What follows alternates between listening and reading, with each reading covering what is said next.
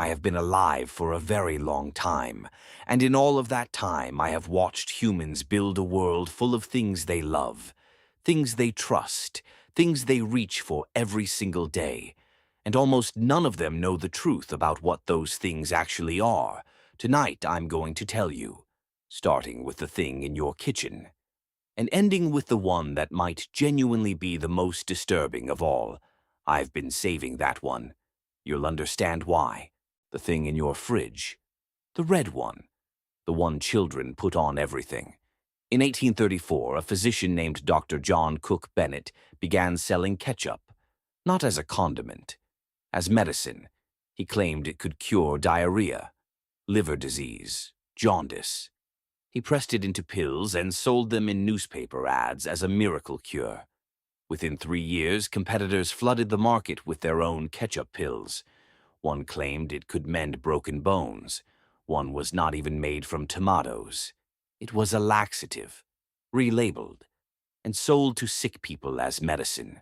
The ketchup empire collapsed by 1850, not because the science caught up, but because the fraud got too obvious, even for the 1800s. Henry Heinz cleaned it up in 1876, gave it a nice glass bottle, a friendly label, and now it sits in 2 billion refrigerators worldwide. You're welcome. That one was almost funny. The next one is not. Before I go there, I want to tell you something. The worst thing on this list, number 1, I'm saving it for last. Because once I say it, you will never look at that thing the same way again. But first, let's talk about medicine. Real medicine. And what happened to people before anyone knew what they were doing. Anesthesia was invented in 1846, October 16th, 1846, Massachusetts General Hospital.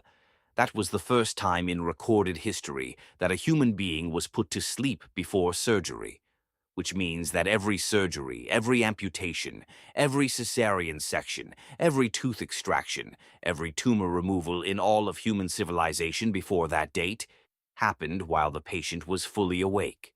Surgeons in the 1800s were judged on speed. The fastest ones were celebrities. Robert Liston could amputate a leg in under 30 seconds. He was famous for this. He was celebrated. Because the faster he cut, the less the patient had to scream. People were held down by assistants. They were given alcohol if they were lucky, a leather strap to bite if they weren't. The sounds inside those operating rooms could be heard from the street. Families would wait outside, listening, and when the screaming stopped, they didn't know if that meant it was over or if their person was gone. 1846. We figured it out in 1846. Medicine is roughly 5,000 years old. We spent 4,954 of those years operating on conscious people and calling it progress. Still with me? Good. Because what I just described at least had the excuse of ignorance. The next one had no such excuse. In 1935, a Portuguese neurologist named Antonio Egas Moniz invented the lobotomy. In 1949, he won the Nobel Prize in Medicine for it. Here is what the procedure involved. Surgeons drilled holes in the skull. They inserted a wire loop into the brain, and they destroyed the connections between the frontal lobe and the rest of the mind. The frontal lobe controls who you are, your personality, your judgment, your capacity for love and empathy, your ability to plan, to feel, to be a person. The goal was to make difficult patients easier to manage, and by that measure it worked. It worked by erasing them. An American doctor named Walter Freeman took the procedure further. He simplified it. He replaced the drill with an instrument resembling an ice pick. He inserted it through the eye socket, into the brain, without a surgeon, without a sterile operating room, without anesthesia, using electroshock to render the patient unconscious first. He called it the transorbital lobotomy, and he performed it in his office, in hotel rooms, in the back wards of asylums. He traveled across America in a van he called the lobotomobile, performing the procedure wherever they would let him. He could finish in 10 minutes. He performed over 3,400 of them. His patients included a 12-year-old boy whose stepmother thought he daydreamed too much. They included Rosemary Kennedy, sister of President John F. Kennedy, lobotomized at 23 for being moody. She spent the rest of her life in an institution.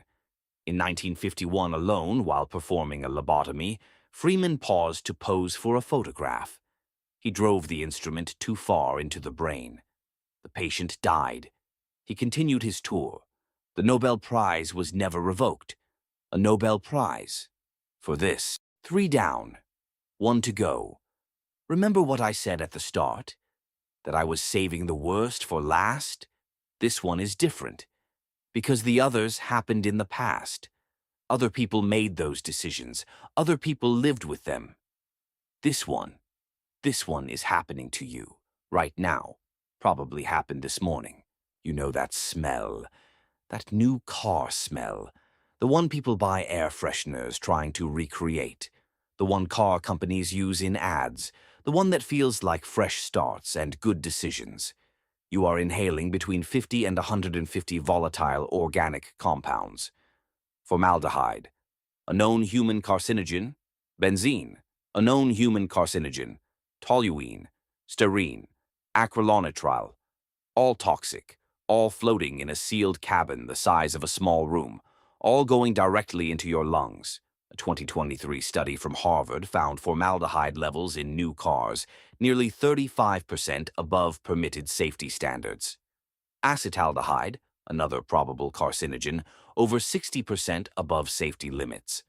A Japanese study found VOC levels in a new minivan were over 35 times the safe health limit on the day it left the factory.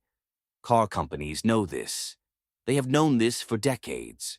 Most countries have no legal requirement for them to disclose it.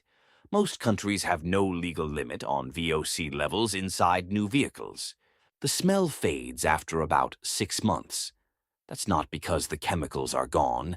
That's because the chemicals are gone into you. The thing people call luxury, the thing they pay extra for, the thing they tell their friends about, is a chemical event happening in your lungs. Right now, or it was this morning, or it will be tomorrow. I have been alive a very long time. I have watched humans build a world full of things they love, and I have watched them love them without ever asking what they are. Ketchup in the medicine cabinet, screaming on the operating table, an ice pick through the eye, carcinogens in a luxury interior. These are not ancient horrors. These are not things from a darker time that humanity grew past. The lobotomy was performed until 1970. The new car smell is happening in cars sold this morning. I am not telling you this to frighten you. Actually, that is not true. I am absolutely telling you this to frighten you, because the only thing more dangerous than a frightening truth is a comfortable lie. Comment below. Which one changed how you see something you own right now? I already know mine.